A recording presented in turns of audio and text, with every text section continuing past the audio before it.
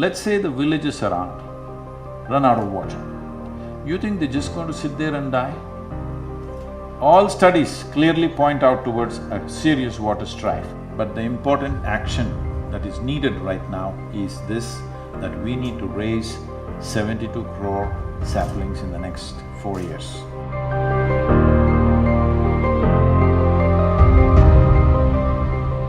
We are very happy to announce that the Karnataka Premier League, KPL, will be partnering with Rally for Rivers, Kaveri Calling, and will make this movement as their social cause partner during this KPL season.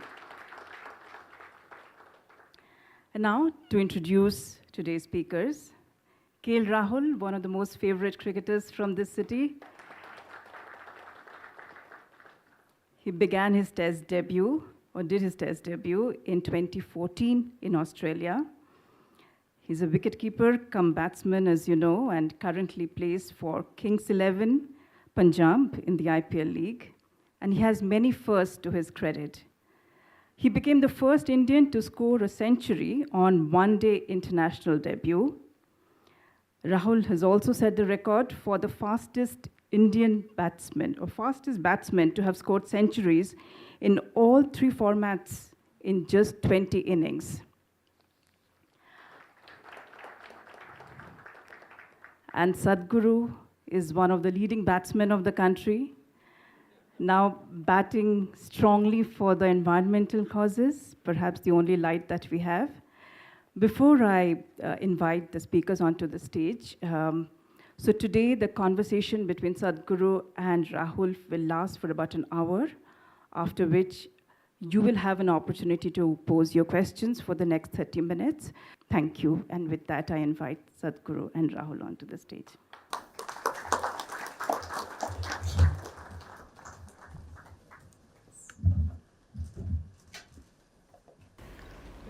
Namaskaram, and just because she said I'm some kind of a batsman, don't bowl a googly to me, huh? I'm not. I haven't played cricket in ages. So the balls that I miss anyway you catch. Good evening, ladies and gentlemen. So first want to say it's a huge honor to be here on stage with you. We all know what a big youth inspiration you are, and the things you're doing for the environment is just inspiring all of us. And I was just telling your colleagues that I've read your book, and I've been trying to,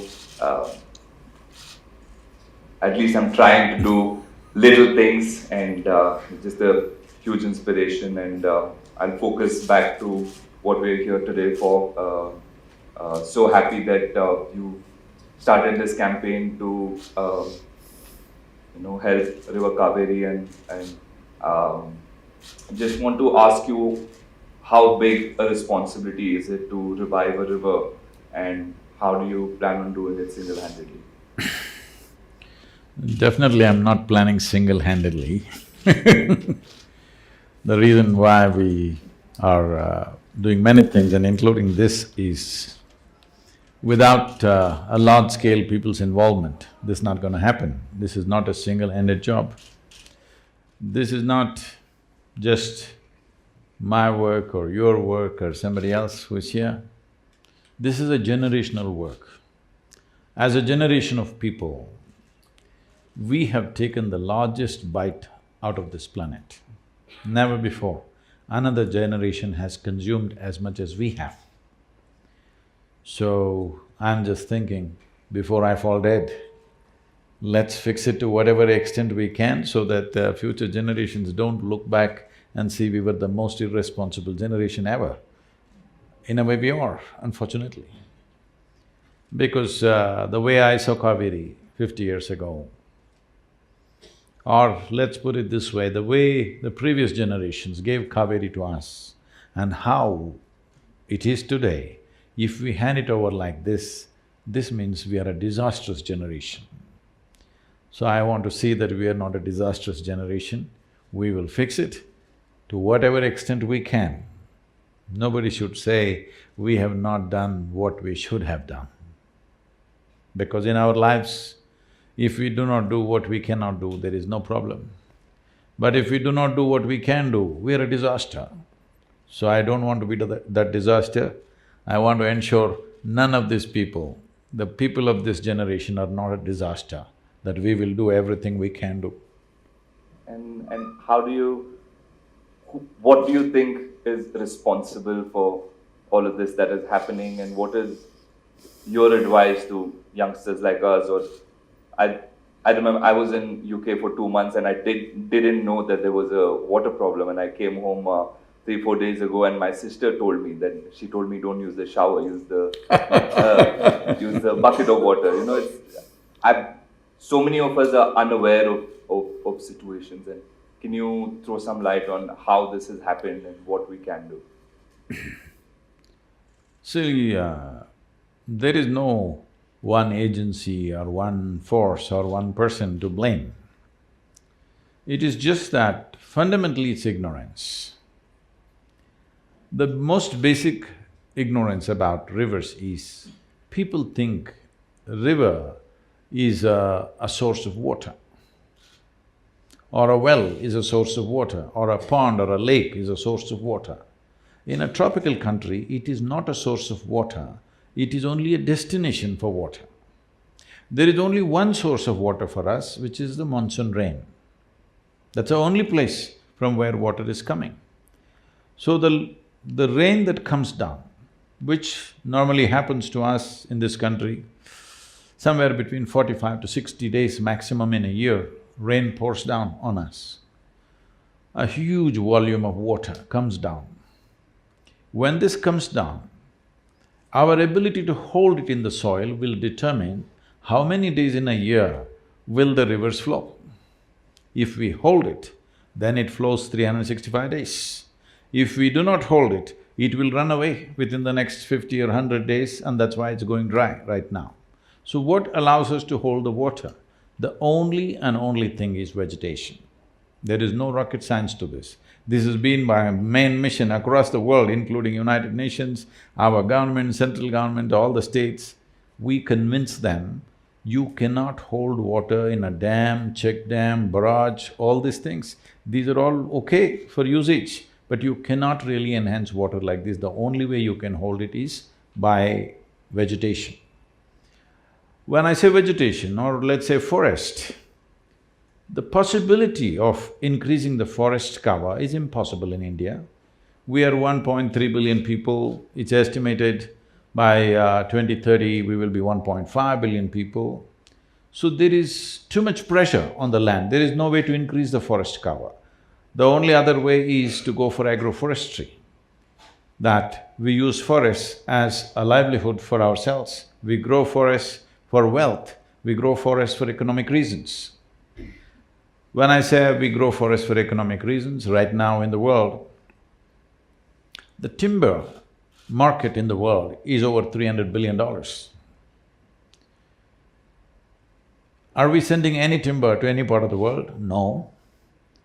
But we are importing nearly 70,000 crores worth of timber, and we are importing about 1.2 lakh crores worth of timber products. So nearly 2 lakh crores worth of foreign exchange is going out. Even the timber we are getting is largely not certified. That means somewhere somebody is cutting forests. This one thing we must understand, wherever they cut it, it's going to hurt us. Doesn't matter where they cut it in South America or Africa, wherever they cut it, in some way it is hurting us. It may not hurt us tomorrow morning, but it'll hurt us after a few years. So, one thing is, it is a great economic plan for our farmers, because our farm situation is such. In Karnataka, 71% of the farmers are in distress loans. In Tamil Nadu, 82% of the farmers are in distress loans. What a distress loan means is, the person who has taken the loan has simply no means to pay back. So he is distressed. It is like if you're earning 10 rupees, you took 2 rupees loan and we see that you can pay back. You're earning 10 rupees, but you have taken a 100 rupee loan, we know that there is no way for you to pay back. And interest is multiplying. So the only thing he can do is default or run away or sell the land or hang from a tree. This is a tragic condition in the country, where in the last 15 years, over 300,000 farmers have committed suicide, 300,000. The 4 wars that India has had, 3 with Pakistan and 1 with China, 300,000 people did not die on both the sides put together. Our soldiers and the enemy soldiers put together, 300,000 did not happen. But that's the number of farmers who have died in the last 10 to 15 years' time. So, this could escalate big time, or total breakdown of social and economic situations can happen because 65 to 70% of the population in this particular trade called agriculture. And there is no scale to agriculture because land holdings are so small. So, we have converted nearly 70,000 farmers in Tamil Nadu. Every year we are adding a few hundred farmers converting into agroforestry. We could go like this, but it would just take maybe another 2 to 3 generations before we achieve what we want to achieve. So right now, Kaveri Culling is an effort where I want to crush the time. In 12 years' time, we can do this if the necessary economic incentives come from the government. To one part, till we achieve 50% success, if there is economic incentive, after that even that will not be necessary because people will see how beneficial it is. On an average in Karnataka, they're earning 44,000 per hectare per year. In Tamil Nadu, they're earning around 46 to 48,000. But within the first 5 years, the first 5-year average is 3.2 lakhs per hectare. This is what the agroforestry people are earning. In the first 10 years, it's 4.6 lakhs per hectare. In 15 years' time, it is 13 lakhs per hectare. This is how they're earning. If once every farmer sees that this is the kind of benefit he has, even a part of his land, if he goes in for agroforestry, he will not need any kind of bank loans. When we come to bank loan, we must understand, well, you're a young man, you have not seen these things. When we were young, in 1969, when Government of India nationalized all the banks. You come from Mangalore or… Yeah. Yes. So, a lot of banks started from Mangalore, Canara Bank, Syndicate Bank, what is the other one?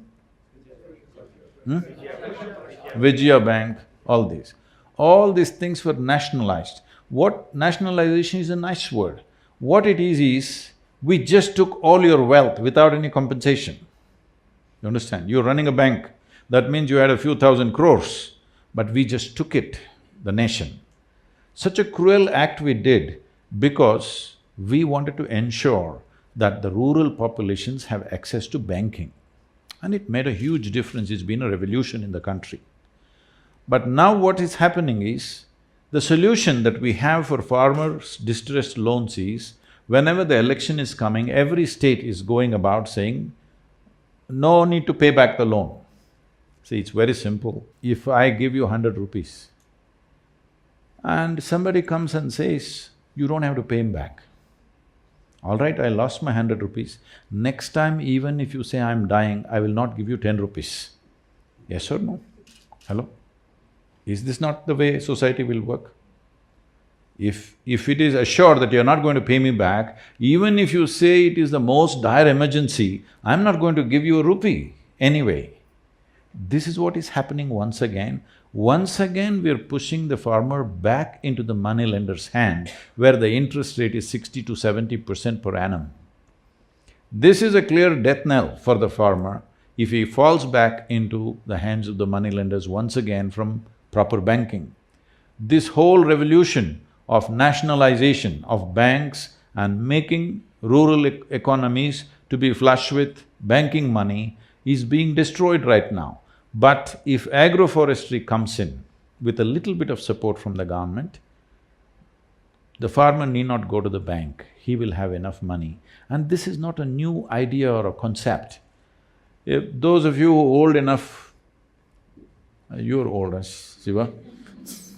You're old. You've been around all the time, since I was born. So, people know that in southern India, in any agricultural land, always there were minimum 25 to 50 trees, always, at least on the boundary.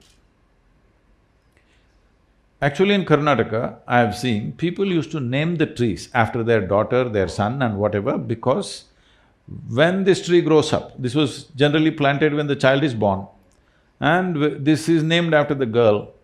When this girl grows up and she needs to marry, she's 18, 20 years of age, now this tree is ripe. If I cut this tree, her marriage is taken care of. Those days, I know, 8 to 10,000 rupees they get out of a tree, marriage is taken care of, son wants to go to the university, his thing is taken care of.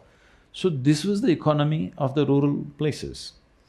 I know this very well because at that time I was on the farm, I was actually in agriculture.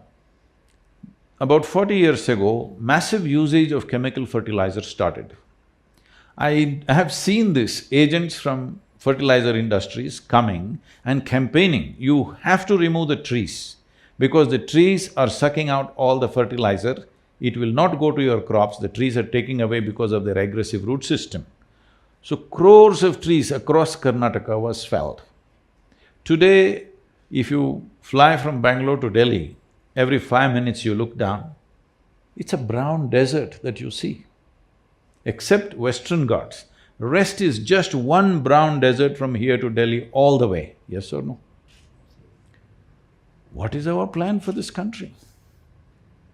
Because you can only retain monsoon water. See, we are trying to do things as European countries or North America does. We must understand, they have glacial water, they have snow, water coming from snow. Snow sits for 2 feet, next 2 months it slowly melts and make sure it percolates. Our water is not like that, it comes in a downpour. If you don't have vegetation, it'll just run away, not just run away, it'll take the topsoil and run away. That's what is happening right now.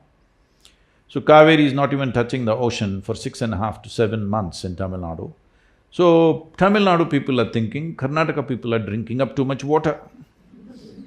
Yes, they think Kannada people are drinking too much water, they want to fight with you. They have to come upstream and see. Here also there is no water. So I was just talking to the Tamil farmers, I said, yes, this fight is… Sadhguru, you must tell them to release water. I said, all this fight is fine, and just wait for another 20 years. There will be no fight because there will be no Kaveri in Tamil Nadu.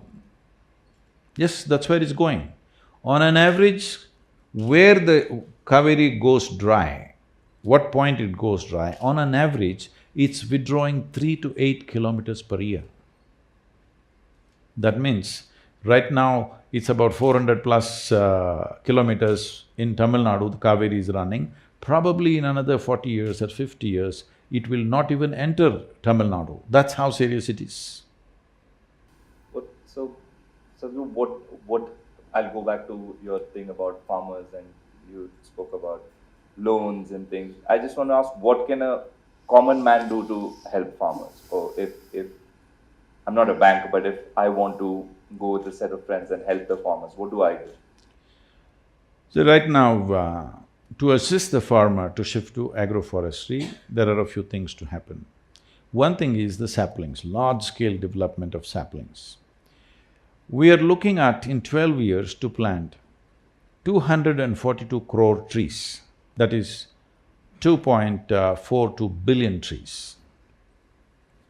If we want to do something so massive, it needs a very organized effort and it needs a certain agility, which normally, I'm not trying to criticize anybody, but normally the state governments don't have such an agile machinery to act. So in Tamil Nadu, we have about 32 nurseries spread across Tamil Nadu. So we've planted over 35 million trees in the last 18 years, all on our own steam. That is, no government help, no nothing, just as a movement, people's movement.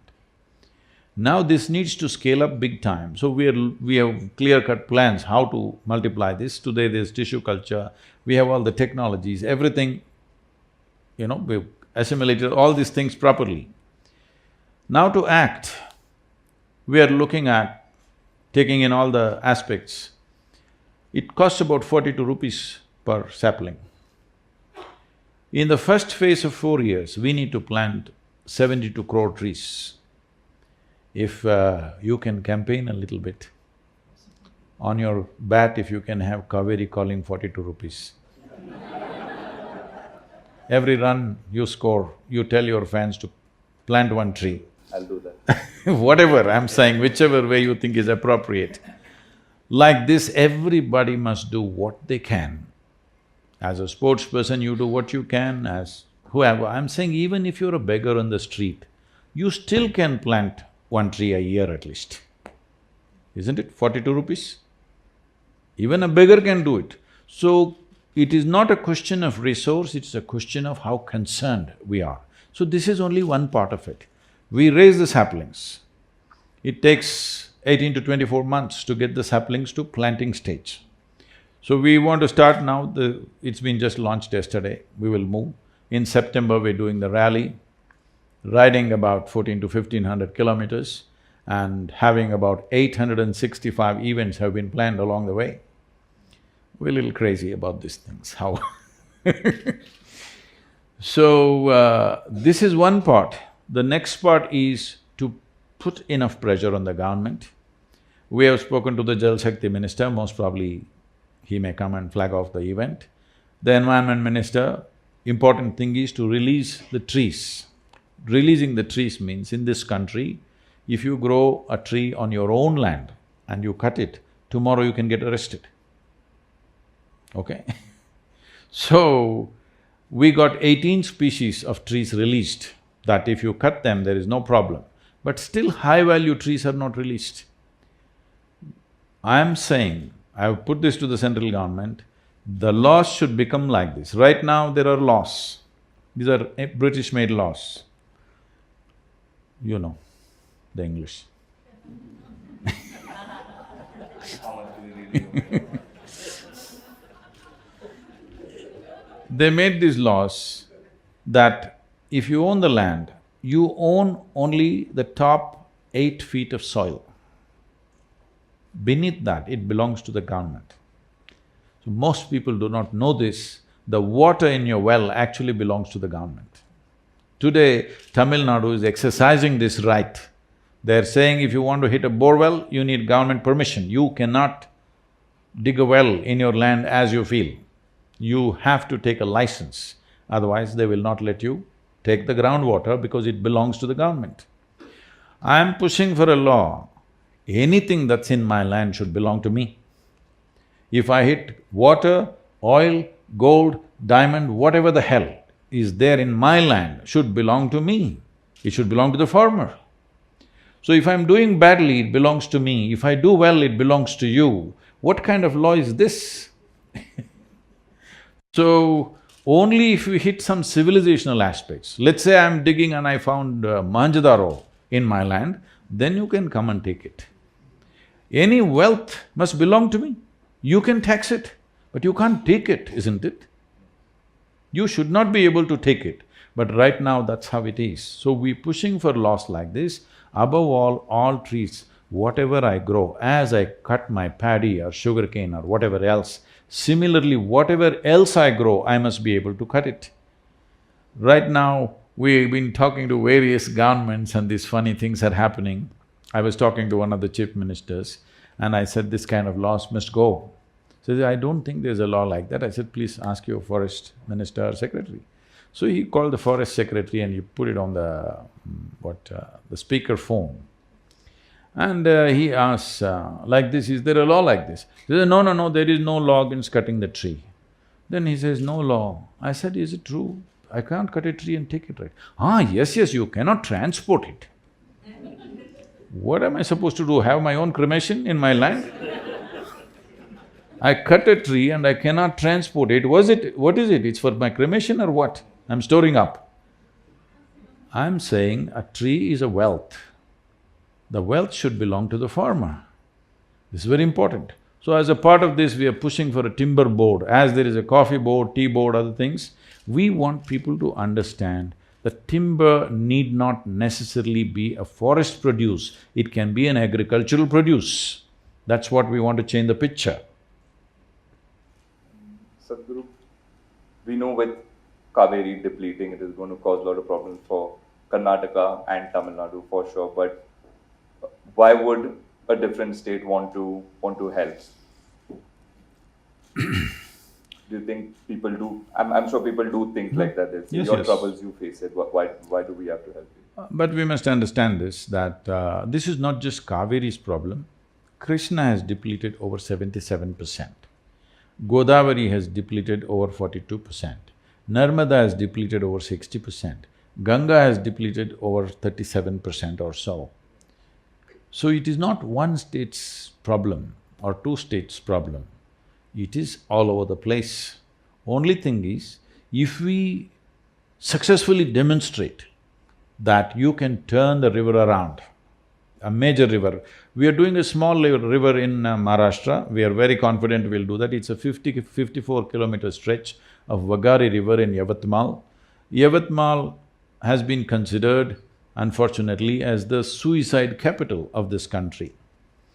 So, this is a small space, we've taken that up as a first project, already state government is involved, very proactive state government, and 415 crore budget has been put on it. This will be so, in another 4 to 5 years, we will ensure even now, these 9,600 families who are in this region, we've put volunteers there, everybody has a helpline, that if there is any distress, they can call. So we will definitely stop suicide within the 6 months to 1 year, we're already on the ground. But we will turn the river around in about 6 to 8 years' time, Vagari, because it's a small river. Kaveri is a substantially large demonstration. If we do this one thing, then you can do this for every river in the country. So why start in Kaveri? You have to start somewhere. Hello? You have to start somewhere because we always start from Kanyakumari, we're starting from Kaveri, from south. And in many ways we are attempting Kaveri because this is a population which is most conducive for something like this. Another reason is, this is a river which is flowing through just 2 states. Most of the rivers are flowing through 4, 5 states.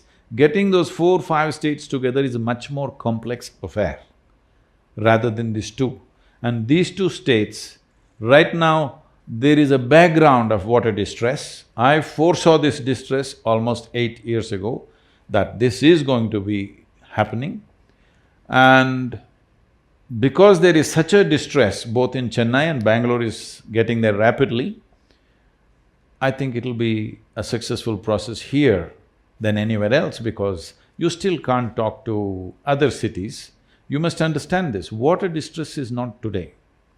If you've seen old movies, you will see the women folk are carrying a pot or a bindige, and walking, and of course the hero will go romance, sing songs around her, everything. It's all right for the actress because she's carrying an empty pot. But in the village, the woman is carrying 15 kilograms on her head and walking. No song will come out of her, all right? She cannot even open her mouth because she's carrying such a huge weight.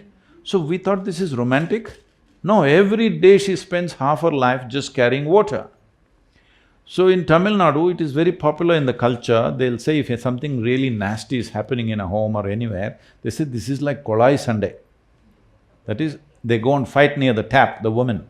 So 2 women are fighting, they say this is like Kolai Sunday. It's become culture. So when women were fighting, women folk have been fighting at the taps for a long time, that it's become a cultural thing. Why were they fighting? Is entertainment? They were not fighting for fun. Every day they have to go and stand near the tap, there's a long queue, but the damn tap is wet only for half an hour, 1 hour. If it gets over, you have to fight and jump the queue somehow. So when women were fighting, abuses were flowing endlessly. Now men have entered the scene because the situation has become more dire. Once men enter, deaths are happening, they're killing each other. Naturally, women were doing verbal fights, Now physical fights are happening. You heard one death happened in Tamil Nadu, many fights, physical fights have happened.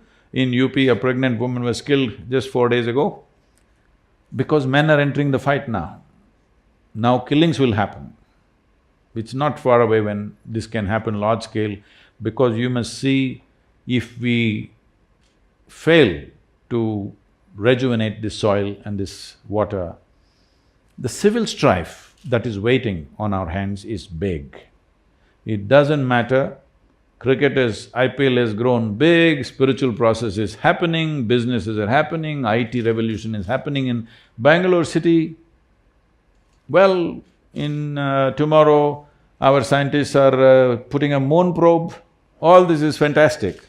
But once water becomes a serious issue, the civil strife is going to pull all these damn things down. It'll put the country back 50 years within a matter of month or two, because the amount of civil strife that will happen, just imagine this. Let's say the villages around run out of water. You think they're just going to sit there and die? They will come on the streets of Bangalore city, isn't it? They will knock on your door, beg you for water. Of course you won't give because you have limited, because you're having shower, no shower, just bucket. You won't give water. Then they will break down your door. Yes, they will. Let's not underestimate this. This is not to paint a doomsday picture, because the depletion that is happening at the rate at which it is happening, all studies clearly point out towards a serious water strife. Water strife will naturally transform itself into a civil strife. So whatever each one of us thinking are our achievements in this country, everything will become nothing when there is civil strife. You just spoke about cricket, so my mind is stuck there only. KPL has joined hands with… Wonderful, thank you very much. Calling Kaveri, and I'm so happy that they've taken this step. How do you think KPL or cricket or players from Karnataka will help in this cause? As I said, the most important thing is awareness and support for the plantations. We are pushing with the governments to give subsidies for the plantations to happen, which is very easily doable because no extra or new budget is needed. The existing schemes that are there, little reallocation, there is enough money already there for that. But if we depend on the government to raise these crores of saplings that we need, it's not going to happen. We want to use people, farmers as an economic activity, that this will become an enterprise for many farmers that we will train to do this, that they will not only raise the saplings, they will be knowledgeable enough, we're producing videos, how to do agroforestry. There's a whole science to it, how to do it. So we will educate large number of farmers who will start small enterprises of their own, in their own land, like 5 acres, 10 acres, they can raise thousands of saplings and this will become an economic process for them. So the most important thing that cricket can do is, because there are only two things which have huge reach in the country is cricket and cinema, probably. Cinema has too many languages, so it is limited to states. Cricket is national, totally, across all boundaries, and just anywhere it will work. So cricketers have a tremendous responsibility and role to play.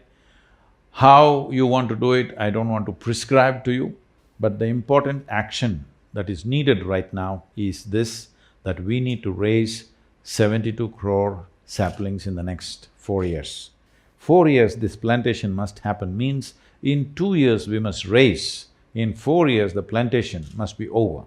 Then only the 12-year plan that we have, we will go by that. See, at this stage in my life, 12-year plan is not a good plan. But I've taken this, don't make it 20 years, please make it 12 years, so that the last part of my life I can golf around a little bit and goof around also a little bit. Well, let's talk about that, Sadhguru. I know you love riding bikes, I saw the video, you like to play a bit of golf, and you were talking to me backstage, you said how much you like cricket but you don't get too much time to watch it, but I think you should go in the middle and hit a few balls when the KPL is happening.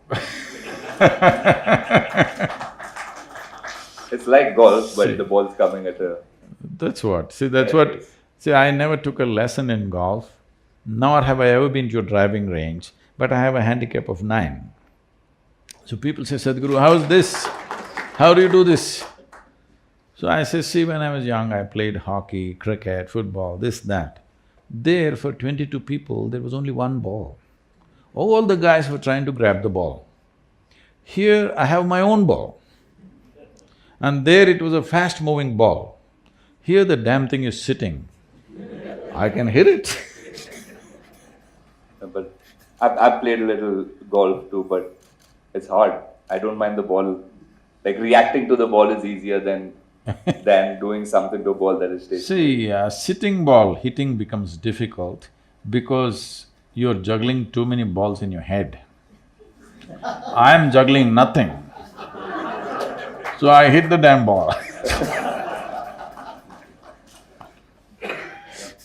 Just from a sports point of view, I'd also want to ask about mindset and we constantly traveling, we're constantly playing and mental fatigue, physical fatigue, emotionally we're away from family and friends and there's a lot of things that go on in the mind, like you said, there's a lot of balls juggling, but it does happen. What could we do to maybe keep ourselves a little bit more calmer in our heads? Why are you so unambitious? Why are you saying little bit more calmer? I'll start with little and then I'll feel like your campaign, it has to build, so… Now, let's look at it this way. You keep your hand here. If you wish, does it stay here or does it jump all over the place? It does jump all over the place. It does? Sometimes. Then you will get bolder. Your hand must stay right there where you want it, isn't it? Hand stays, but here… No, hand, we're talking about the hand. Yeah. Your hand, you're able to keep it right here. If you want, it'll go here, if you want, it'll go here, if you want, it'll go here. Suppose your hand became like this, it's jumping all over the place. Suppose my hand jumps all over the place, they would think I have some kind of an ailment, isn't it? Hand jumping? Maybe that Mr. Parkinson visiting us or something. So, we have to look at this. Unfortunately, in these societies, we think mind jumping all over the place is normal. It's not normal. That's not the way human mind is made. There are some fundamental aspects which there's no time or space to explore those things here, but we must understand this much. This body and this mind must take instructions from you, isn't it? No? Your body and your mind. If it doesn't take instructions from you, this body and this mind, it's more a nuisance than help. Yes, it is more of a nuisance than help. Right now, people are trying to manage the nuisance. As you said, if it becomes little less nuisance, I'm happy. No, it need not be a nuisance. See, the reason why you physically train is so that your body doesn't come in the way, isn't it? See, the idea of training is not to put your body out there, that when I'm performing activity, my body is not in my way, it's not my tripping point. My body is behind me, supporting me, not knocking me down. That's the idea of physical training. Similarly, there should have been substantial mental training, but training means people are having a psychologist. That is when you're ill. Hello? Trying to change attitudes, it's not about attitudes, it's about understanding the mechanism of how this mental structure functions.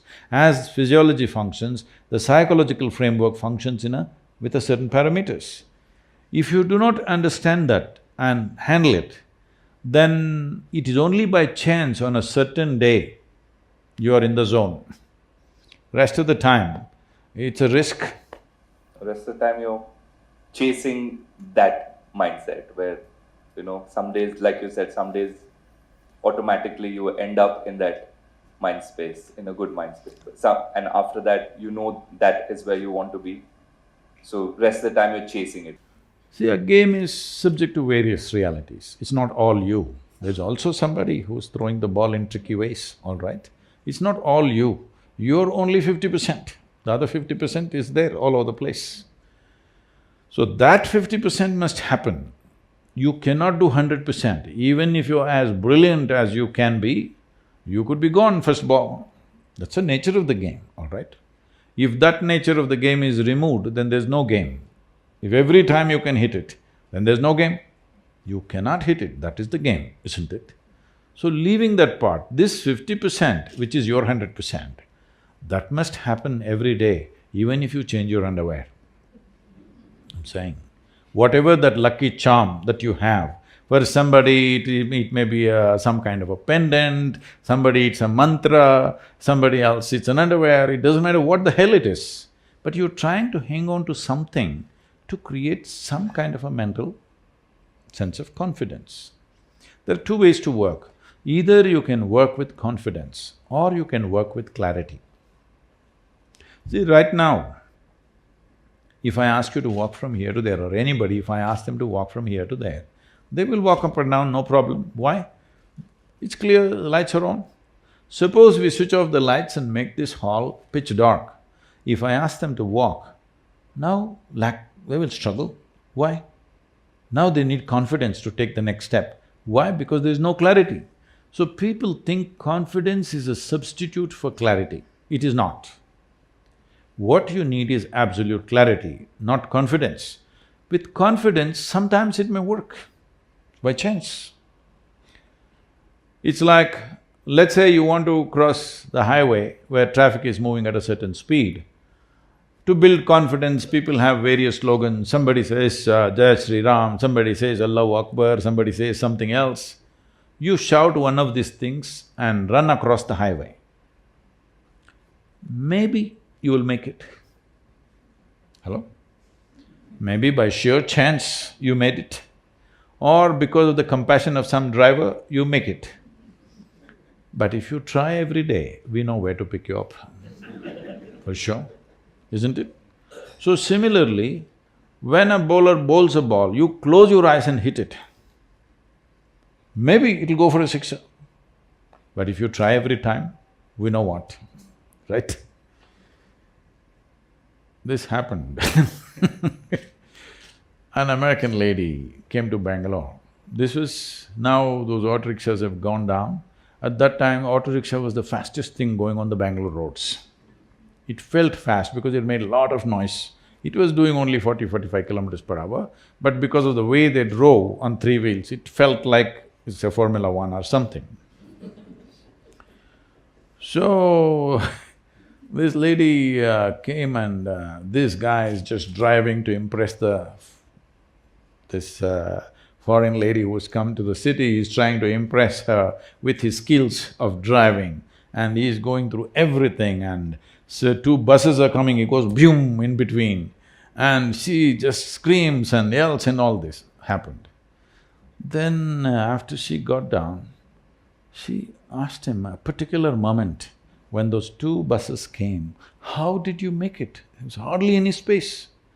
He said, I closed my eyes.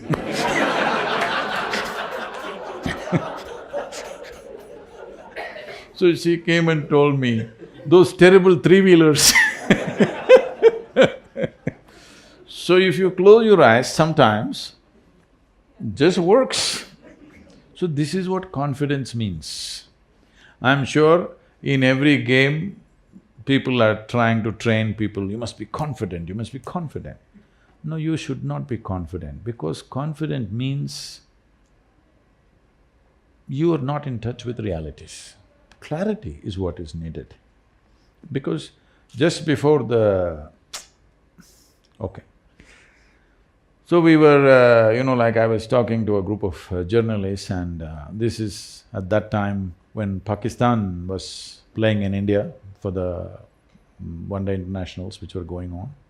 Sadhguru, how to beat Pakistan, please tell us. I said, if you want to beat Pakistan, you don't call Indian cricket team, call Indian army. Okay. Why do you want to beat Pakistan? You just have to hit the ball. Hello? You just have to hit the ball. I was training this, Indian hockey team and at one time, and later after 3-4 years, I'm walking in Chennai airport. KPS Gill was heading the thing. And all these… that old players who came to us, the senior players, they were all out. Whole bunch of young players, almost 6 or 7 of them were all tribal boys from Delhi, Turkey to others, all 18 to 22 age group. These boys are for the first time going out of the country for championships trophy to Germany. They're all wide-eyed, they've never traveled outside and it's the first time. And they're not from cities, they're tribal boys. So somebody is giving them pep talk in Hindi, I can't repeat all the words. He's saying, "Desh ka izzat aapka," something. Your parents' honor is in your hands. 1 billion people's hopes are in your hands. Like this, he is giving pep talk.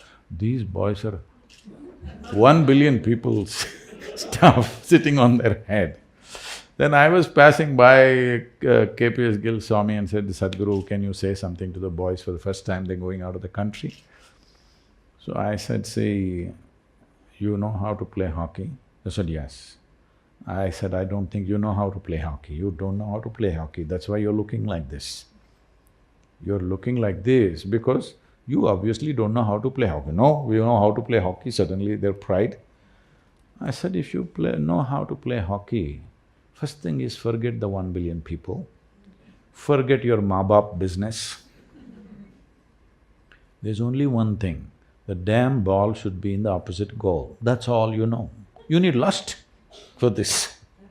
You just need lust to put the ball in the goal, that's all you do. You don't count how many goals I've put, that's not your business. There are professional people hired to keep the score. Why are you keeping the score? Your business is a ball at a time, isn't it? But everybody is calculating, they're looking at the score, when I'm coming to 100, how many really fantastic batsmen unnecessarily have gotten out in 90s in India? So many of them, there's a legend. I'm guilty of many. Because you're doing the scorekeeper's work. You do your job. Your job is to hit the ball according to its merit. What does it matter what's the score? Whether it's 1 or 100, what is your business? No, you must strategize, all that there is somebody else. The player has to just do what he has to do at that moment right, isn't it? See, the desire to win is one thing. Everybody wants to win in their life, not just in a game. Everybody wants to win, everybody has a desire to be successful. But the desire is only giving you the direction, which way you want to go. Desire will not make you successful, it's only the competence which makes you successful, isn't it? And competence is clearly clouded when you're confident. Competence needs clarity, you just see things the way they are and do what you have to do at that moment. Not try to win the match, you cannot win the match. You can only hit the ball, isn't it? Somebody will tell you whether you have won or not.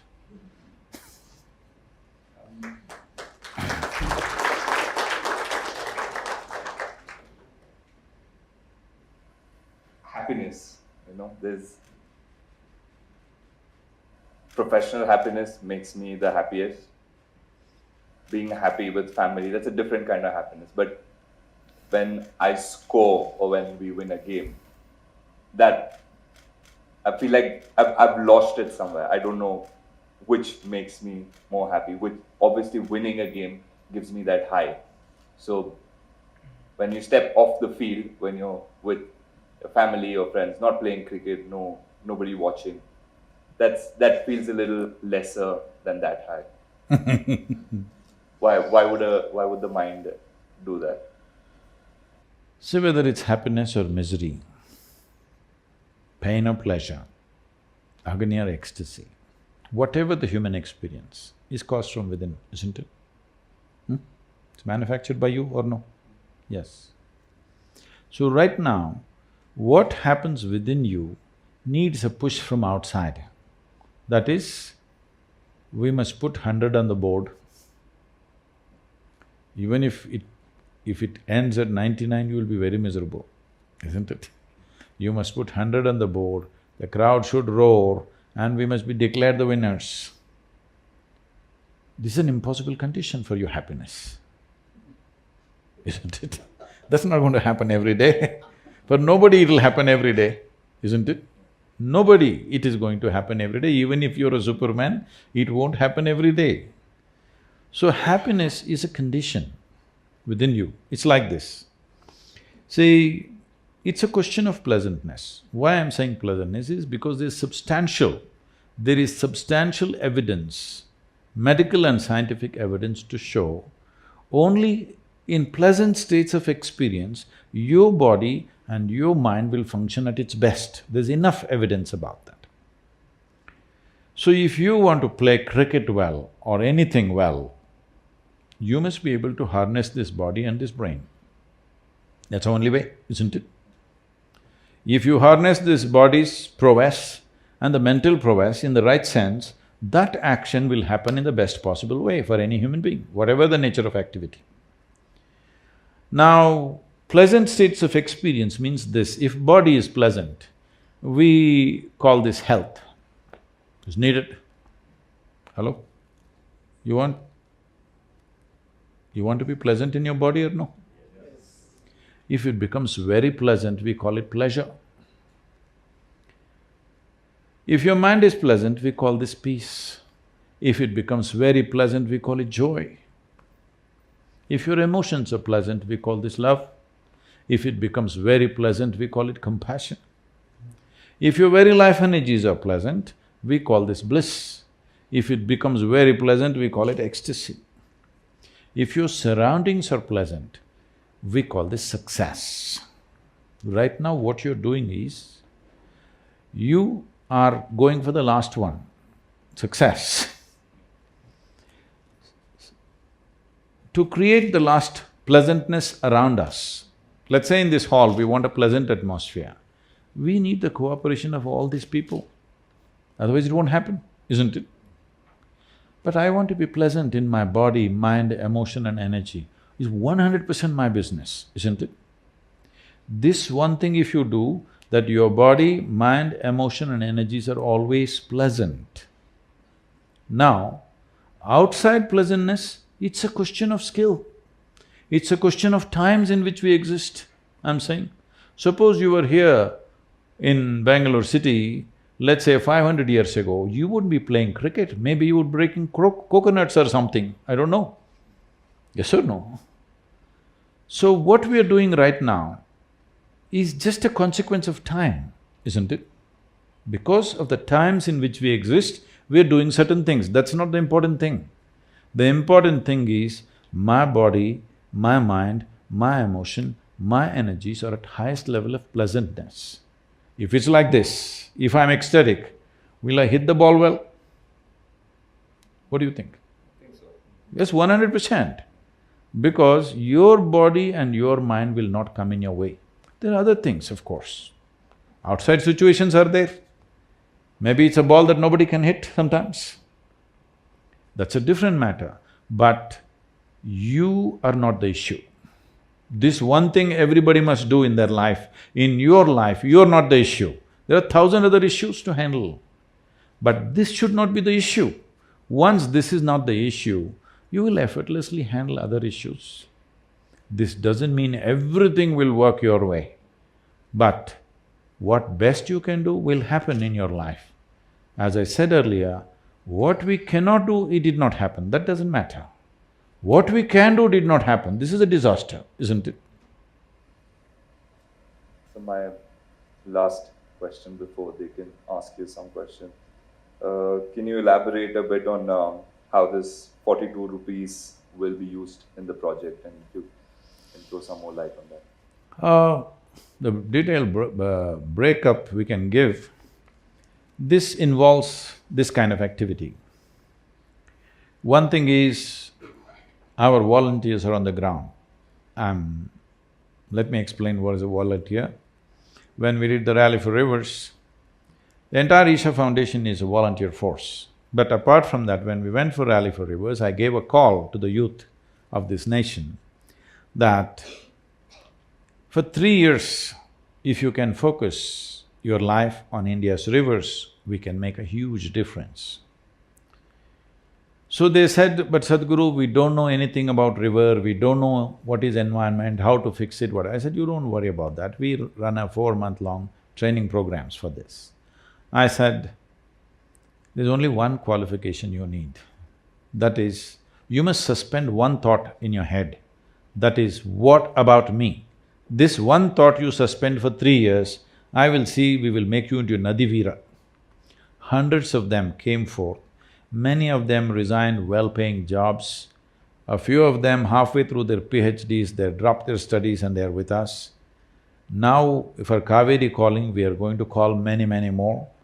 In Yavatmal region, they're meeting every family.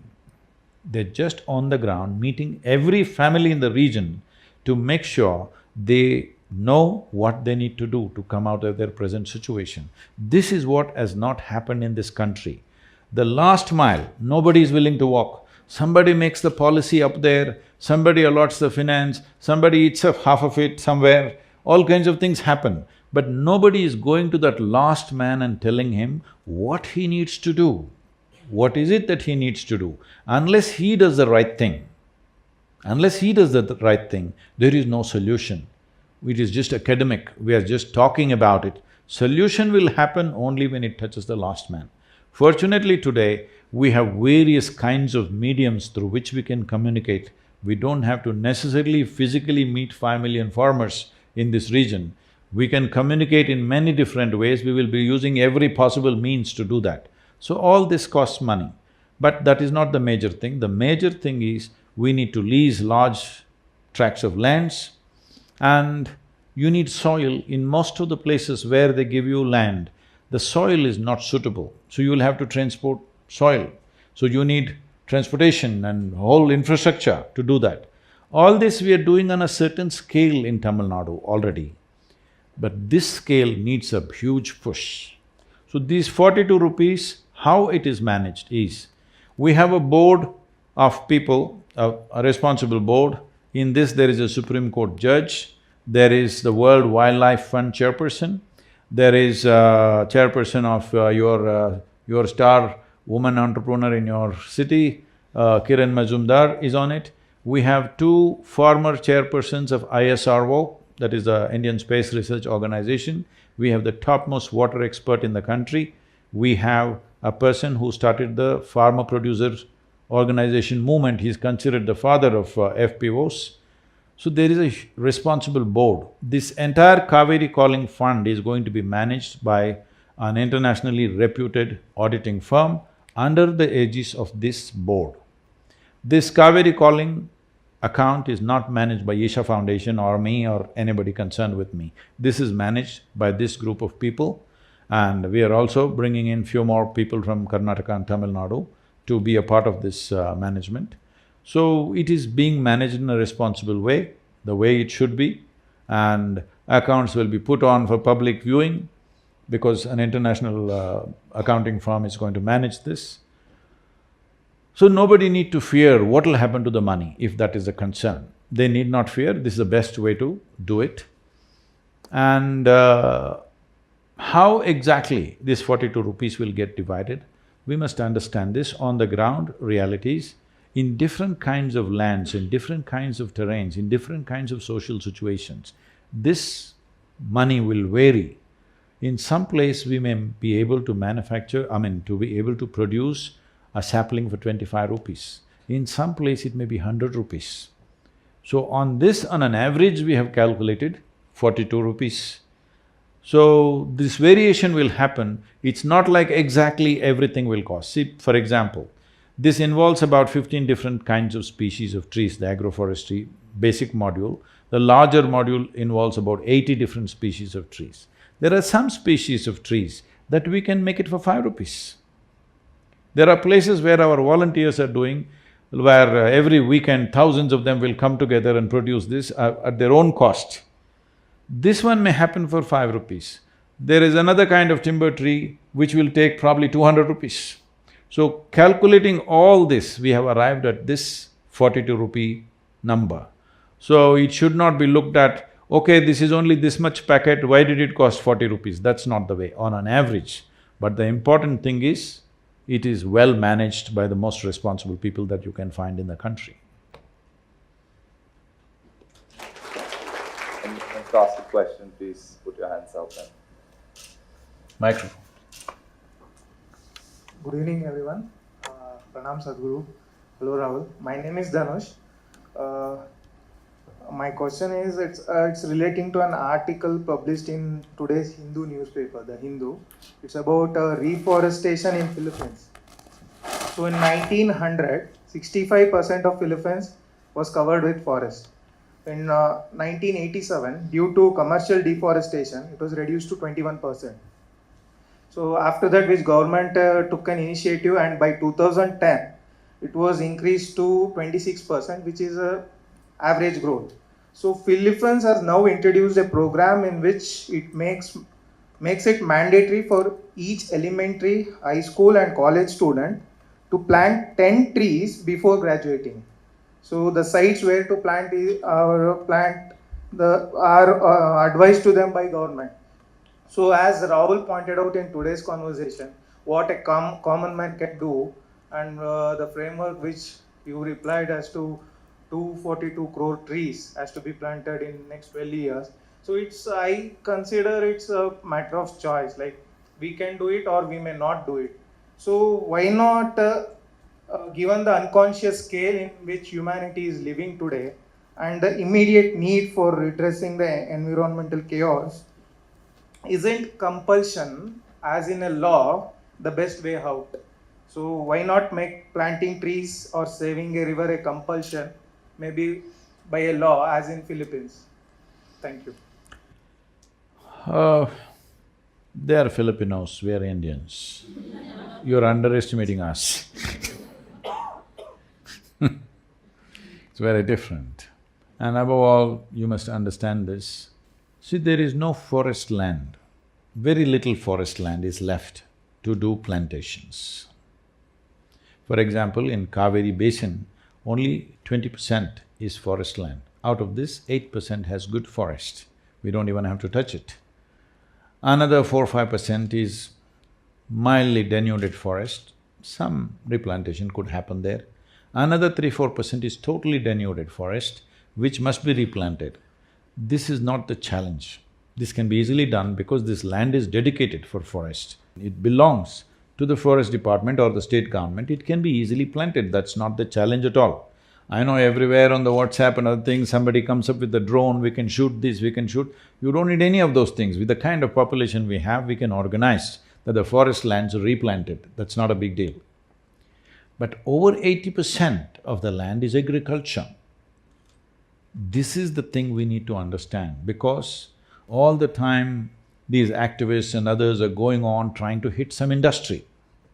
Because hitting an industry is a kind of a… it's a fashionable thing in the country. When you want to hit somebody, hit some industry and say, they're doing this, they're doing that. Though all of us are consuming those products. You must understand, industry in India occupies less than 1% of the land. Agriculture in India occupies 84% of the land. People do not know the difference between polluting the river and depletion of rivers. For example, in Bangalore city, you had over 1,000 lakes about 70 years ago. Today you have 80 lakes left. Out of these 80, only 17 lakes have fresh water. The remaining lakes have sewage water. So you still have a lake only because of sewage. People think the water is polluted. No, there is only sewage water. If sewage water is stopped, there will be no lake. Well, I want you to understand this. Where is your bus stand? The bus station, the Subhash Nagar bus station. Dharmambudi Lake, all right. Those of you who come from Mysore, where is your exhibition? Lake? Where is your playground? Lake? So we think we're doing great, all right? You need to understand all the lakes in the city have been turned into bus stands, playgrounds, all kinds of things. These were all active, full water lakes just 30–40 years ago. So, in India, compulsory plantation, okay, you can make it compulsory, where do I go and plant? So in Tamil Nadu, we started this scheme today. I think, how many green schools, does somebody know? Any of the volunteers, please? A few thousand, I don't know how many exactly. A few thousand schools we have given the certificate, this is a green school. How a school becomes a green school is that if they plant 10,000 trees from the school, they become a green school. Where do they plant these 10,000 trees? So they raise 10,000 saplings and distribute to the local farmers and ensure it is planted. It is all planted in different lands, but 10,000 trees have gone. If the school takes care of this becomes a green school. And we started another scheme, see, children like pets. If you get a dog or a cat, in India, in villages and small towns, though a dog's life may be 12, 14, 15 years, most of them get run over by the time they're 6 or 7 years of age. So your loved pet get crushed on the street, you feel terrible. Everybody goes through a 12-year heartbreak with dogs and cats. So I brought this idea, you have a tree as a pet. It'll grow bigger than you, it'll live beyond you, you can enjoy it all your life, and you will be doing a great service to the land and the people and the animals and every other life. You must understand this, one tree, one tropical tree in this country, if you plant a tree, in 12 years' time, whatever its reasonable size of growth if it has, in 12 years' time, it is able to sequester somewhere between 38,000 to 45,000 liters of water. So when we talk about this 242 crore trees, what it means is, it can sequester anywhere between 9 to 12 trillion liters of water. To give you a perspective, right now Kaveri river that is flowing, the total volume of water in the Kaveri river is 21.2 trillion liters. If in 12 years you plant this number and wait for another 6, 7 years' time, you will have Kaveri flowing full on. But we must understand, we must have that much commitment. Most of the policies and activities we are doing is from election to election. There is no long-term commitment to anything. But I'm sure most of you have children. If not for my country, at least for your children, please do something. So it's not about making it compulsory. So you're assuming that you will not do anything. We are given to not doing anything. Why? That's not the case. I must tell you this. When I started for Rally for Rivers, all our people very apprehensive, Sadhguru, nationwide, will they respond? If they don't respond, what… I said, you don't worry about that. They said Tamil Nadu, Karnataka, they will respond. Once you go north, you can't speak Hindi, how will they respond? Who will respond? Like this kind of fears. I said, you don't bother about those things.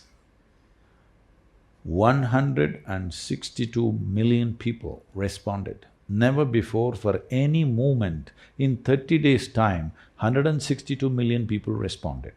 So as I went, what I saw was, it was phenomenal to see this, because in every village, men, women, children waiting. I must tell you this, it really… Every day when I saw certain people, tears came to me because I'm driving around, I drove 9,300 kilometers in 30 days and I have no spare driver, I drive all the way. And I did 142 events in these 30 days, 184 television and news interviews. Literally every minute I was driving, I was also talking and doing interviews to radios, televisions and everything. All this, and our volunteers were on the ground and maximizing that. Like I'm somewhere in Madhya Pradesh in some remote place, it's already around 1:30 in the night, so it's late and we've still not gotten to the destination, so I'm really banging it. I'm in the car. That was also a big controversy with lots of people, why are you not driving a Maruti? All right So I'm really banging it like I'm doing like 130, 140. And it's raining quite heavily. Then I just flashed by And I see this blue patch, right now it's become Kaveri calling, it used to be just Rally for Rivers. I see a few blue patches, I just whiz past. Then I have 20 cars behind me, they're all coming a little behind. And then I stop and try to back up. So this whole convoy has to back up. Then I back up there. Then I've already gone literally another 300, 400 meters and back up. And there's an old lady, must be over 65 kind of lady, a village person, and a 12-year-old girl and one 7, 8-year-old boy, all three of them holding Rally for Rivers and waiting at 1:30 in the night. What do you do with these people? I'm saying that's a commitment people have if you do it the right way, and people will respond. And all of you educated people who live in Bangalore, whatever I am saying today, you take this commitment, you'll at least make it 100 times over, amplify it. The entire nation responded that way only because that many people were behind the movement. The governments acted with such agility. I gave the Rally for Rivers document, which is a 760-page recommendations for how to manage rivers. When I gave this to the Prime Minister at 6:20 in the evening, I put it in his hand. Next day morning by 11:30, we get a call from the Prime Minister's office that he's formed a special committee and they want the soft copy. I thought, this is fantastic.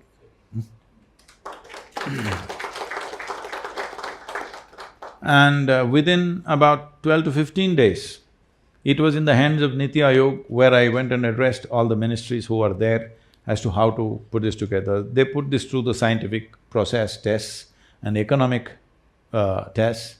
Once it passed, in about 2.5 months' time, less than 2.5 months' time, Rally for Rivers recommendation in total, without one word changing, it went as a official recommendation to all the 29 states.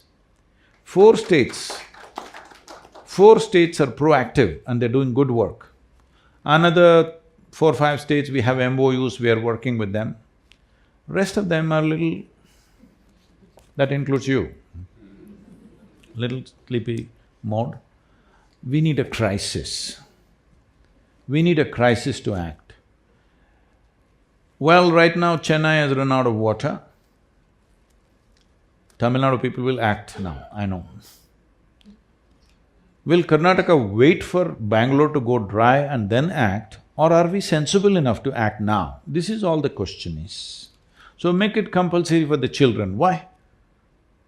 We are the ones who destroyed this land, isn't it? Hello? We as a generation have destroyed this land. Why are you thinking children should plant? They will be most willing if you just tell them, okay? We will do that. Every school, every college, all these things we will do. But you're talking about making it compulsory. Is it not a shame that it has to be compulsory, that we should take care of our children's future? It should be compulsory, you must care for your children. How bad is that? I don't want to do that. I don't want it to be compulsory. If you want to destroy this land, if you want to take away the future of the people of this land, I want you to understand, people have money and means, they're all transporting their children to other countries. But there are millions and millions of people here who cannot do that. 1 billion people who cannot do that. And as I said earlier, before the civil strife breaks out in a big way, when it'll be out of control, you can either apply… First thing when in India, when civil strife happens, they'll cut the trees and throw it on the highway.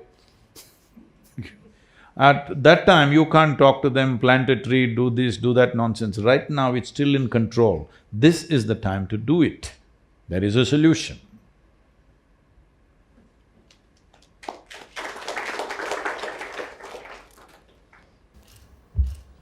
Pranam Sadhguru. My question was like, obviously in a city environment, we always find it very constrained where to put the plants and how do we engage. I remember when I was in school, we had planted trees, and when I went there back after 10 years, I could still see that tree, and it happened with all of my friends. And there was always an emotional connect with that, okay, what these are the trees that we had planted. In a city, obviously there is a responsibility aspect of it, but do you have any special ideas about like where can we help in the sampling part of it, like putting the saplings, or Yes. where is the land to plant those trees, so that at least we can feel the action as well, not only just about, okay, not I So- I do something in social media. There are two ways to do this now. One thing is you just contribute 42 rupees per sapling. I'm not saying only 42. How many trees do you want to do? That many. That's one way to do it. But you don't have the money, but you have the time, all right? This is always the case. Those who have the money don't have the time, those who have the time don't have the money. So, you don't have the money. Can't you raise 125 saplings in your home and after 1 year you hand it over to us? We will hold schemes and plans for all these things, how every citizen can participate, how every adult, child, man, woman, everybody can participate. These things will be unleashed, we will put it on the social media, how to do it, where to do it, everything. But in your home, even if you're living in an apartment home, 25 saplings you could raise, isn't it? You will have the joy of seeing them growing in your balcony. Possible or no? Even if you have a two-bedroom house, you can still do it. Yes or no? So you either give the money, or where we will do it in large-scale nurseries, which is more efficient way of doing, because gathering this from every home is going to be a serious challenge. Because transporting saplings long distances is going to cost us so much. We will be having nurseries all along the Kaveri basin, which is 83,000 square kilometers. I want you to understand the scale, you understand? It's 83,000 square kilometers of land, because this is a serious problem that in people's understanding, why we took up Vagari river is because it's a tributary. See, people, if you say rivers, you say… ask anybody, what are the rivers in India? They will say Ganga, Narmada, Godavari, Krishna, Kaveri. You must understand, Kaveri has 120 major tributaries and thousands of small tributaries. If the tributaries don't flow, Kaveri will not flow. Kaveri is only a destination, it's not a source. So, the basin includes all these 120 tributaries. If you don't enrich them, people think we are going to plant just on the side of Kaveri riverbank. That's not how it is. That is a simplistic campaign we did with Rally for Rivers, just to make people understand 1 kilometer on either side. That is not the plan. You must understand this idea that catchment means people think it's somewhere in Madikeri or that Coorg area, that one valley is catchment. No. In tropical land, every square inch of land is catchment. You need to catch the water that comes down and hold it in the land, put it into the land, because it is not just the river, it is the aquifers. If the aquifers are not full, they will suck away all the river water. Water is not just about river. Right now, we are using Kaveri as an emotional pitch, but the real thing is, the soil should become enriched to hold water, and it is everywhere. That wherever you dig, there must be water, then only Kaveri will flow, otherwise she will not flow, land will suck it out. So, we will come out with all those things, but I want you to understand, all those things become more… See, suppose you raise 20 or 50 saplings in your house. For us to take it and plant it somewhere, because you will raise one species. Now that one species needs a mix of another 12-15 species, because otherwise agroforestry will not work. For the farmer, in 4 years there is a crop, in 7 years there's a crop, in 10 years there's a crop like this. For this we need various levels of species. And there are other grasses and bushes which also add to this. If you grow in your house, I'm not discouraging you, you must do that. We want that people's participation. But practically, that is not the best way to do. It must be located where we want. Otherwise, transporting one sapling from this place to that place, in the city we have to come and gather it from you. That's going to cost us a lot of money. Well, we can do it on a voluntary basis, that all of you bring it to one place, but that preservation, let's say we gather it in some school ground, we have to water those saplings. If we cannot water there, it starts drying up, then the media will start making scandal out of it. See, these people got the saplings and they couldn't water it. I'm saying there are many complexities. I want you to understand, I'm made like this. When I sit down and look at something, I think of every damn problem there is. every damn problem there is. I don't tell all those problems to everybody around me because they will fear it'll not happen. For every problem there is a solution. It is just that we need to do in that precise manner, all right? Ask him, for every ball does he hit the same shot? Hello? No, for every ball there is a precise shot. Last shot was a great shot. This shot, the ball was different. If you try the same shot, you're back home. Isn't it? The same goes for every aspect of life. This strategic approach to ecological issues in the country has just never happened, you understand, till now. This is the time to do it.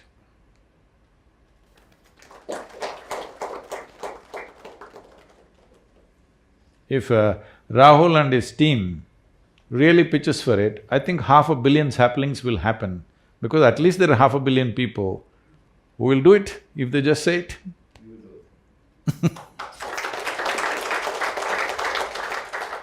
Good evening, Sadhguru. Hey, what are you doing here? Came to hear you. So I have two questions. One is, when are we playing golf next? I'm playing tomorrow, it's up to you. Okay. My second question regarding Kaveri calling is, how would you influence a fractured government that Karnataka is blessed with to come forward and do something like even having subsidies, for example? What happened in Coog in August? Don't go there, don't go there. No, I need to go there because there's something very important that happened. What happened in Coog in August had collected 350 crores in the Chief Minister's Fund. 10% reached the people. Now we have a fractured government where we don't have the confidence the government will do something. So if you have a movement like Kaveri calling, how do you propose that you would be able to influence this fractured government to do something? People's involvement will be there because we collected 190 crores out of 350 crores that came into the Chief Minister's Fund. But nothing came to the people. So about fractured political situations, so we must understand this. We have to work with the realities in which we live. I am not someone who asks for an ideal situation. I've always worked with the realities that exist right now. I must tell you this, we are a volunteer organization, about 4,600 full-time volunteers and over 9 to 11 million part-time volunteers. That means that simply means a whole variety of concoction of people. Every day somebody will come up to me and say, Sadhguru, I can't work with this person, she is impossible, I can't do it. I just… slowly they've all gotten this now. I tell them, see, in this world, this is the kind of people, they are there. Like this kind, this kind, this kind, this kind, this is how they are in this world. If you think your work is significant, what you're doing is significant, you have to work with these kind of people. None of them are okay. None of them are perfect people. Everybody has their own nonsense. You have to work with these people. But if you think you want to work with perfect people, you must go to heaven and today. So you drop this angst. In the existing reality, how to make something work is success, isn't it? If I had an ideal situation, I would have done this, that, that. That is not success. That is just wishful thinking, isn't it? Hello? In the given situation, we made something happen, this is success. Now if there was that kind of situation, I would have done this. This is just wishful thinking, isn't it? So let's not waste time on that. One way or the other, in the next couple of weeks, it'll sort itself out. Right now, this thing for incentives for the farmers, I think in Tamil Nadu it's moving in the right direction, simply because the crisis is staring in the face. So they understand action is inevitable. There's no more a choice. So they're moving, they're faster, going not as fast as I want, but it's going there. Before September, I think we will achieve that, the incentives for the farmers, because the budgetary requirement is not challenging. In Karnataka, we have presented this to the government, but as you said, it's fractured. When there is a fracture, there is pain. When there is pain, people don't do anything. That is a reality, but the thing will happen, there is time. So, we have a counter plan for this.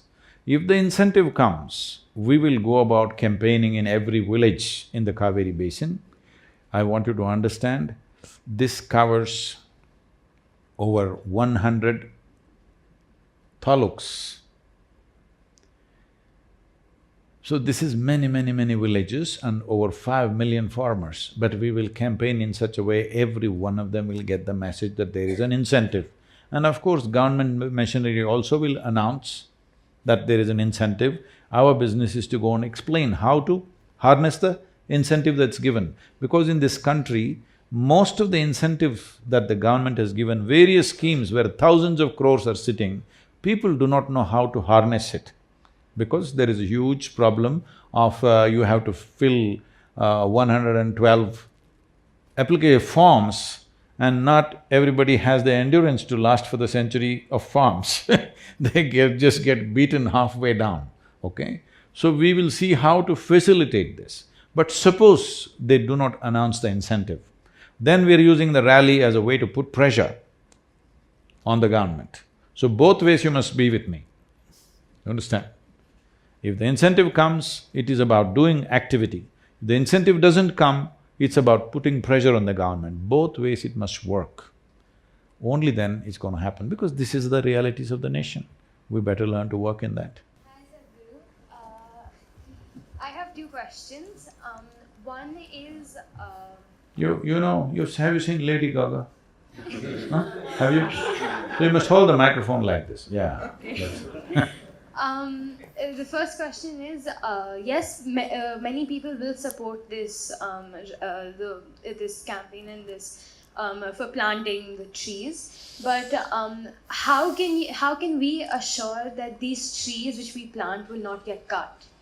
And No, they will be cut. Agroforestry means they will be cut. I want you to understand this. Why will I plant trees in my land that I cannot cut? Why will I do it? This is why nobody is planting. If only I can cut it and use it, and it's an economic process for me, I will cut and I will plant and I will cut and I will plant, this culture will continue. If you don't allow me to cut, why will I plant? Because first of all, you must understand, there is no free terrain for you to plant millions of trees. There is no such place in the country. If you want a farmer who has small patches of land to plant a tree, he must have the right to cut. This is a law that we're trying to change. Right now, there are laws that if you cut a tree in your own land, they will arrest you. We want that to go absolutely. We've released 18 species, but we want to release everything. That I can grow what I want and cut it when I want, and I do whatever I want with what I cut. It's nobody's business. Only then farmers will grow trees, not otherwise. So only city people are thinking that farmers should plant trees in their land and not cut it so that you can go and enjoy it. It doesn't work like that, it's his land, it's his livelihood. It must be cut, that's what I'm saying. And the second question is that you mentioned about confidence and clarity. My question is, how can we achieve clarity? Will you please sit down?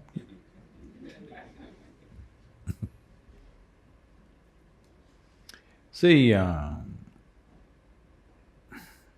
suppose your eyes are a little foggy, you go and get glasses, isn't it? Suddenly you wore your prescription glasses, suddenly everything is clear. So you did not improve the world, you only improved your eyesight, isn't it? Hello? Suddenly the world looks better. The world you did not improve in any sense. So you must understand, confidence is about action. This is not about action, this is about the way I am. My eyes are clear. what I will do with it? I may plant trees, I may hit a cricket ball, I may hit a golf ball, or I may drive, I may do whatever nonsense I want, all right? The important thing is my eyes are clear. So I'm only enhancing my faculty. I'm not thinking of what to do. What to do is my choice. It is individual choice, everybody can do what they want to do. But your faculties must not become cloudy. One reason why, because this question came in terms of cricket, and this is very true with every aspect of life also, is your education systems have confused you that memory is intelligence. You remember some rubbish that you have read and write it, you're first rank. I never understood why I should write what I know. I never wrote anything in my test papers, always consistently I got 6 zeros throughout my education because I didn't understand why I have to vomit whatever I think I've read. So, we have misunderstood memory as intelligence. All these people are going to have a deep shock in the next few years because artificial intelligence is coming. My phone has 100 times more memory than you. That's why it's a smart phone. You call somebody smart only because it's smarter than you, isn't it? Hello? You will say somebody is smart, why? He's smarter than you, that's why you're calling somebody as smart. If he was not smarter than you won't say he is smart, isn't it so? You will say he's dumb. So phone has become smarter than you simply because your idea of education is just to remember a few things. By reading 10 books, somebody becomes a scholar. By reading 100 books, somebody becomes a doctor. By just reading one book, somebody becomes a representative of God. Yes, unfortunately this is the best qualification you can get. By reading one book, you become God's representative on the planet. Fantastic, isn't it? So, all those people who are living by memory are going to feel utterly stupid in the next 5–10 years. It's time you do some inner engineering to be relevant in this world, otherwise you'll become irrelevant. They're inviting me to all kinds of artificial intelligence conferences in the world, and they're asking me to speak about this and that. I said, why are you inviting me to artificial intelligence? I'm not artificial intelligence. They say, no, Sadhguru, the problem is what will we do? Professors and scholars and others, they're worried, what will we do? Well, you will have nothing much to do, you will be of no significance. It's just like this. See, let's say 500 years ago, if you had really big muscles like that, we would make you king of Bangalore because you're so muscular. Today, maybe we'll put you at the gate of this hotel as a security man. That's the best job you can get. So I'm saying, bouncer. So, man's muscle lost relevance because why? Machines came, isn't it? The power of the machine neutralized man's muscle. This is the reason why so many women are sitting here today. Not because of some liberalization that's happened, simply technology, machines came and neutralized the power of man's muscle, and suddenly women also can come and sit here. Yes, that's a reality. Now people who have instead of muscle, now the focus has shifted to memory. Those who have a certain amount of memory, they are strutting around. Even when I was in school, I always wondered, these people who just read a book a few years ahead of me, why are they strutting around like they're superior human beings? All this nonsense will go with artificial intelligence. You need to have something worthwhile within you, not memory. If you say something from your memory, I will pull out my little gadget, it knows everything that you know. Today, nobody is consulting their grandparents and parents for anything, they're asking Alexa, tell me this. Yes or no? So, you need to understand this, that clarity will come to you only when you're not contaminated by memory. when you know how to keep your memory aside and simply look at things. This needs little training. Your education systems have messed you up, making you misunderstand memory as intelligence. Intelligence is a different dimension, memory is a different dimension. These two things, if you hold it separately, you will be crystal clear every moment of your life.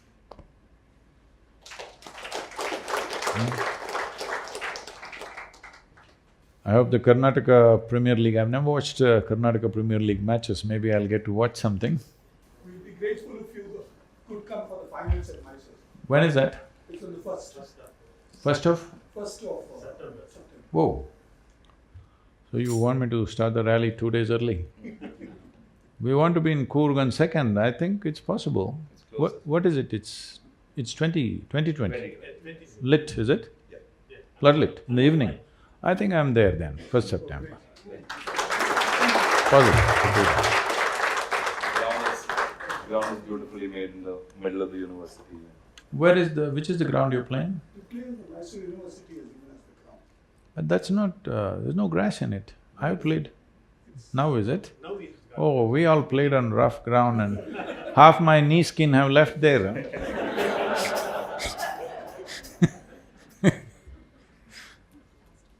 Huh?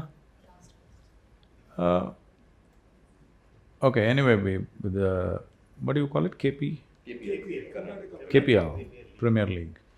So, we wish you all the best. I heard that it's on till 2009, right? That's what they said. So, let this happen. I think finals I'll be there. 1st September I'm on the way anyway. So, it's important that the cricketing world stands up for this. And this is not one day's work. As I said, this Kaveri is a 12-year project.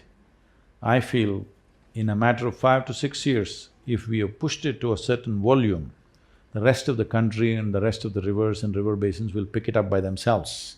It's bound to happen. We will make certain policy changes at the center level, but the problem is, river is a concurrent subject. That is between the center and state. Center can only recommend, it's the state that needs to act. So the political scenario in the country is such now, most of the states are ruled by one party. I think this is the best time to make it happen, because if we convince the center, it can happen on all these states quite effortlessly. So we're… that way, I think politically, we're in a good space for national movement, but we need to show Karnataka and Tamil Nadu has this responsibility of showing a massive level of success. Then only it will take off everywhere else. Namaskaram, Sadhguru. I just wanted to ask you one thing. What are your views on the Mekidatu project which is being planned by the Karnataka government, and it is said that the Karnataka government is claiming that it will end the Bangalore water woes, but it is vehemently opposed by the Tamil Nadu state government, and it's also said that this project will wipe out 52 square kilometers of core forest area. I just wanted to know how this Kaveri Calling initiative will address this. See, everywhere in the world,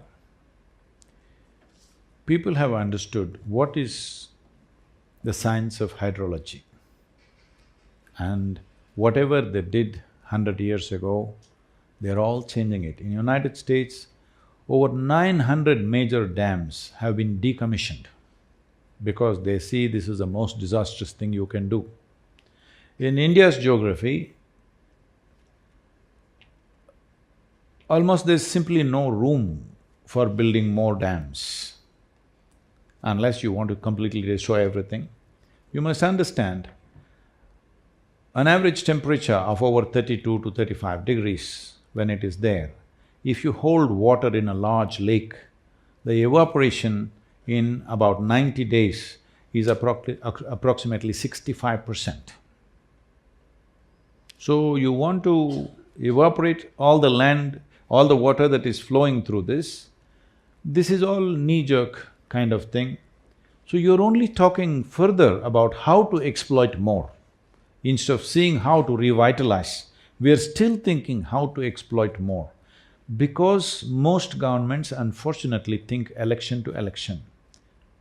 There is no long-term thought. But we must understand ecological situations have to be thought 50 to 100 years at least. At least 50 to 100 years. You can't think 3 to 4 years. This is 3 to 4 year thought. Right now we are in power. The problem is just this.